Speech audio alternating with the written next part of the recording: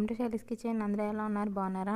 ఈరోజు మన రెసిపీ వచ్చేసి బ్రెడ్ బజ్జీ అండి. చిన్నపిల్లలకి మార్నింగ్ బ్రేక్ఫాస్ట్గా గాను లేదా ఈవినింగ్ స్నాక్గా గాను చేసి పెడితే చాలా ఇష్టంగా తింటారు. ఈ రెసిపీని ఎలా చేయాలో స్టార్ట్ చేసేద్దాం. ముందుగా ఒక మిక్సీ జార్ తీసుకుని అందులో నీట్గా కడిగి పెట్టుకున్న సగం కొత్తిమీర కట్ని వేసుకోవాలి. అందులోనే 3 పచ్చిమిర్చి, మీకు కారం కనుక ఎక్కువ కావాలంటే 4-5 కూడా వేసుకోవచ్చు. అందులోనే అరకట్ట పుదీనా వేసుకోవాలి. వీటన్నిటిని ఫైన్ పేస్ట్లా చేసుకోవాలండి. కొద్దిగా వాటర్ వేసుకుని ఇలా ఫైన్ పేస్ట్గా చేసుకోవాలి. ఇలా కొంచెం బరకగా ఉన్నా పర్లేదండి, నేను కావాలని కొంచెం బరకగా ఉంచాను. ఇప్పుడు ఇది మిక్స్ని పక్కన పెట్టేసుకుని ఇప్పుడు బ్రెడ్ తీసుకున్నానండి. బ్రెడ్ కొన్న సైడ్ కార్నర్స్ అన్నీ కట్ చేసేస్తున్నాను. మీకు కావాలంటే కట్ చేసుకోండి, లేకపోతే లేదు ఉంచేసినా పర్వాలేదు. నేను తీసుకున్న బ్రెడ్ పీసెస్కి 3 వస్తాయండి. నేను 2 పీసెస్కి ఏమో కట్ చేస్తున్నాను, మిగతా వాటికి కట్ చేయట్లేదు. ఇలా కార్నర్స్ మొత్తం కట్ చేసి పక్కన పెట్టేసుకోవాలి. ఇలా మొత్తం అన్ని కట్ చేసి పక్కన పెట్టేసుకుంటున్నాను. నేను ఇక్కడ ఈ 3 కట్ చేసుకోవట్లేదు, ఇలాగే డైరెక్ట్ తీసేసుకుంటున్నాను. ఇప్పుడు ఈ బ్రెడ్ని పక్కన పెట్టేసుకోవాలి. ఇప్పుడు బజ్జీ మిక్సింగ్ కోసం ఒక మిక్సింగ్ బౌల్ తీసుకొని అందులో 1 కప్ శనగపిండి తీసుకుంటున్నానండి.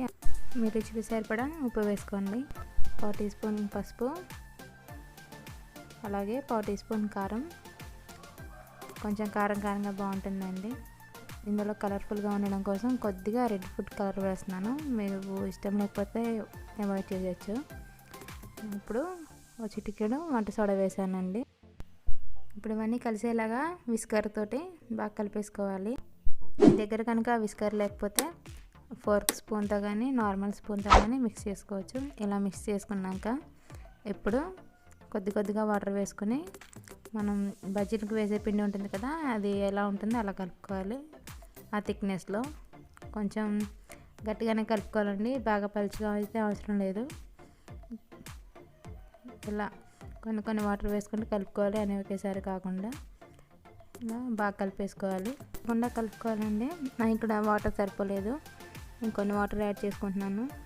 ఇంకొన్ని వాటర్ యాడ్ చేసుకుని ఇలా థిక్నెస్గా కలిపేసుకోవాలి. పిండిని ఇలా వస్తే చాలండి, పక్కన పెట్టేసుకోవచ్చు. ముందు మనం గ్రైండ్ చేసి పెట్టుకున్న కొత్తిమీర పేస్ట్ ఉంది కదండి, ఇప్పుడు దాంట్లో కొద్దిగా రుచికి సరిపడా ఉప్పు వేసుకొని ఒకసారి బాగా మిక్స్ చేసుకొని పక్కన పెట్టేసుకోవాలి. ఎందుకంటే లోపల మసాలా కూడా ఉప్పు ఉండాలి కదా. ఇప్పుడు బ్రెడ్ స్లైసెస్ తీసుకుని నేను ఒక దాంట్లో 3 బ్రెడ్ స్లైసెస్ పెడుతున్నానండి. అలాగా నాకు 3 అంటే 6 బజ్జీస్ వస్తాయి.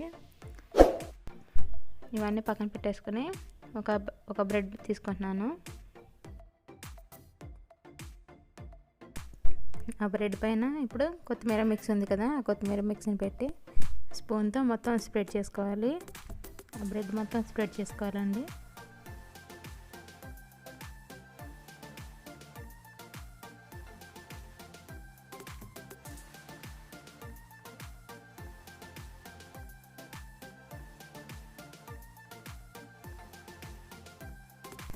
ఇలా బ్రెడ్ మొత్తం అప్లై చేసుకున్నాక ఇప్పుడు మరో బ్రెడ్ తీసుకుని దీనిపైన పెట్టేసి ఒకసారి గట్టిగా ప్రెస్ చేయాలి.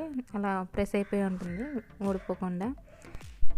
ఇప్పుడు ఈ బ్రెడ్ పైన టమాటో సాస్ పెడుతున్నానండి నేను. దీన్ని కూడా బ్రెడ్ మొత్తం అప్లై చేసుకోవాలి స్పూన్ తోటి.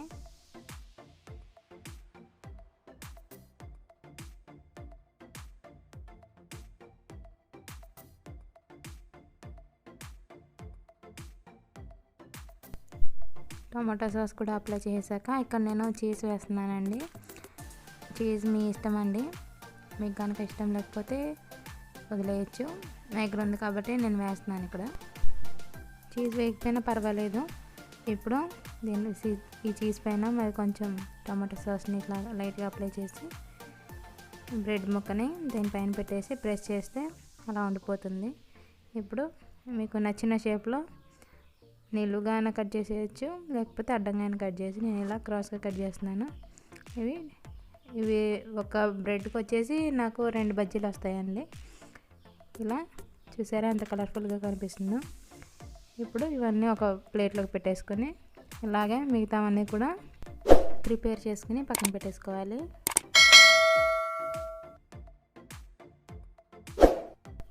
డీప్ ఫ్రైకి సరిపడా ఆయిల్ని తీసుకుని బాగా హీట్ చేసుకోవాలండి. ఇప్పుడు మనం కలిపి ఉంచుకున్న పిండిని ఒకసారి బాగా కలుపుకొని పక్కన పెట్టుకుందాం. ఆయిల్ హీట్ అయిందో లేదో కొద్దిగా పిండి వేసి చూద్దాము. ఆయిల్ బాగా హీట్ అయిందండి. ఇప్పుడు మనం కట్ చేసి పెట్టుకున్న బ్రెడ్ స్లైసెస్ ఉన్నాయి కదా, వాటిని ఇలా పిండిలో బాగా డిప్ చేసుకోవాలి. ఏటు పక్కన కూడా ఖాళీ లేకుండా మొత్తం అంతా డిప్ చేసుకోవాలి. పిండి మొత్తం అంటుకునేలాగా స్లోగా ఆయిల్లో వేసుకోవాలి. స్టవ్ మీడియం ఫ్లేమ్లోనే ఉండాలండి. హై ఫ్లేమ్లో ఉన్న బ్రెడ్ లోపల వేగదు, మాడిపోతుంది. లో ఫ్లేమ్లో ఉన్న ఆయిల్ పీల్ చేసుకుంటుంది కాబట్టి మీడియం ఫ్లేమ్లోనే ఉంచి ఇవన్నీ ఫ్రై చేసుకోవాలి. ఇలా ఒక్కొక్కటిగా మొత్తం పిండిలో డిప్ చేసుకుంటూ ఆయిల్లో ఫ్రై చేసుకోవాలి. స్లోగా ఇలా లైట్గా కదుపుతూ ఫ్రై చేసుకోవాలి. ఒక 2 నిమిషాలు అవి లైట్గా ఫ్రై అయ్యాక రెండో వైపుకి టర్న్ చేసుకోవాలండి. ఇలా మొత్తం అన్ని టర్న్ చేసుకున్నాక ఒక 2 నిమిషాలు అటువైపు రెండు వైపులా 2 నిమిషాలకు ఒకసారి టర్న్ చేసుకుంటూ వేయించుకోవాలి. అప్పుడే పూర్తిగా ఫ్రై అవుతాయండి. ఎటు పక్కన కూడా పచ్చిగా ఉండకుండా రెండు వైపులకి తిప్పుకుంటూ ఫ్రై చేసుకోవాలి. చూసారా, లైట్ గోల్డెన్ కలర్ వచ్చింది కదండి. ఇలా వస్తే సరిపోతుంది. మీకు కొంచెం ఇంకా ఫ్రై అవ్వాలి అనుకుంటే ఇంకొంచెం డార్క్గా వచ్చేలాగా ఫ్రై చేసుకోవచ్చు. వీటిని ఇప్పుడు టిష్యూ వేసిన పేపర్లోకి తీసేసుకుందాము. ఇంతేనండి. మిగతా అన్నీ కూడా ఇలాగే పిండిలో డిప్ చేసుకొని ఫ్రై చేసుకోవాలి మీడియం ఫ్లేమ్లోనే. అంతేనండి, చాలా సింపుల్గా అండ్ టేస్టీగా బ్రెడ్ బజ్జీ రెడీ. చాలా తక్కువ టైంలో 10 నిమిషాలు అయిపోతుందండి. మీ పిల్లలు అడిగినప్పుడు వెంటనే స్నాక్గా చేసి పెట్టేసేయచ్చు. మీకు కనుక ఈ రెసిపీ నచ్చితే తప్పకుండా ట్రై చేసి మీకు ఎలా కుదిరిందో నాకు కామెంట్ చేయండి. ఈ వీడియో నచ్చితే తప్పకుండా లైక్ చేయండి. దాని ద్వారా మీరు లైక్ చేయడం వల్ల ఇంకొంతమందికి తెలిసే అవకాశం ఉంది మన ఛానల్ గురించి. తప్పకుండా లైక్ చేయండి ఫ్రెండ్స్. అండ్ కొత్తగా ఎవరైనా మన ఛానల్ని చూస్తున్నట్లయితే తప్పకుండా సబ్స్క్రైబ్ చేసి పక్కన ఉన్న బెల్ బటన్ని క్లిక్ చేసేయండి. దాని ద్వారా నేను పెట్టే ప్రతి వీడియో మీకు హోమ్ పేజ్కి వస్తుంది. Thanks for watching friends. Bye bye.